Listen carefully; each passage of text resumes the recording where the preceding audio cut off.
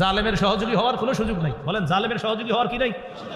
12 নম্বর পৃষ্ঠা সূরা হুদের 113 নম্বর আয়াতে আল্লাহ বলেন, ওয়ালা তারকানু ইলাল্লাযীনা যালামু ফাতামাসসাকুমুন নার। আল্লাহ বলেন তোমরা জালেমদের অনুরুক্ত হও না, জালেমদের প্রতি ঝুঁকে পড়ো না। এই আয়াতের ছোট্ট একটা ব্যাখ্যা হলো, জালেমের 2-4টা ভালো কাজ দেখে তাকে প্রশংসার বন্যায় ভাসিয়ে দিও না। কি ঠিক? হ্যাঁ বুঝছেন? আবার বুঝেন, বুঝে শুনে ঠিক বললেন। জালেমের হাজারো জুলুম ভুলে গিয়া তার 2-4টা ভালো কাজ দেখা তাকে প্রশংসার বন্যায় ভাসিয়ে দিও না। কেউ যদি জালেমের হাজার জুলুম ভুলে যায় 2-4টা ভালো কাজ দেখা, আল্লাহ বলে ফাতামাসসাকুমুন নার, অপেক্ষায় থাকো, আগুন স্পর্শ করবে তোমাদেরকে।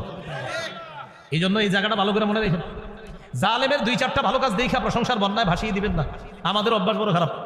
এই মাইকে আমরা যারা বসি, পাশে যদি আইসা কেউ বসে মনে করেন আরে জালেম, আমরা যদি সবাই জানিও, এরপরে বলি তিনি এই তিনি সেই, তিনি বারবার আমাদের এলাকায় আসেন, খেটে খাওয়া মানুষের পাশে বারবার দাঁড়ায়। আসলে আজকে প্রথম আইসি। আচ্ছা আমি যে বললাম বারবার খেটে খাওয়া মানুষের পাশে দাঁড়ায়, বারবার হলো কোনো আইলি তো আজকে প্রথম, তাহলে বারবার এটা মিথ্যা হলো না সত্য হলো? আর উনিও পাশে বসে মাথা নাড়ায়, মাথা নাড়ায়। আপনিও তো বলা উচিত ছিল যে হুজুর আপনি আমার নামে মিথ্যা কথা করেন, আমি তো আজকে প্রথম আইসি। এই অবস্থা। 50টা প্রশংসা করে আর 40টা মিথ্যা কথা আর 2টা সত্য কথা, আর পাশে বসে উনি। কি হলো এটা? এই জন্য তাকি উসমানী সাহেব এই আয়াতের ব্যাখ্যায় শেখুল ইসলাম আল্লামা তাকি উসমানী বলছে, আরে ভাই জালেমের তুমি এত প্রশংসা করবা কেন? জালেম সামনে আসলে তোমার সাথে যদি সামান্য কথা হয়, বাস এটুকু, কেমন আছেন, ভালো আছি, শেষ, আর বেশি কিছু বললো না, বাস ওখান থেকে কাইতে পড়ো। শেখুল ইসলাম লেখছে। আল্লাহ আমাদেরকে হেফাজত করেন।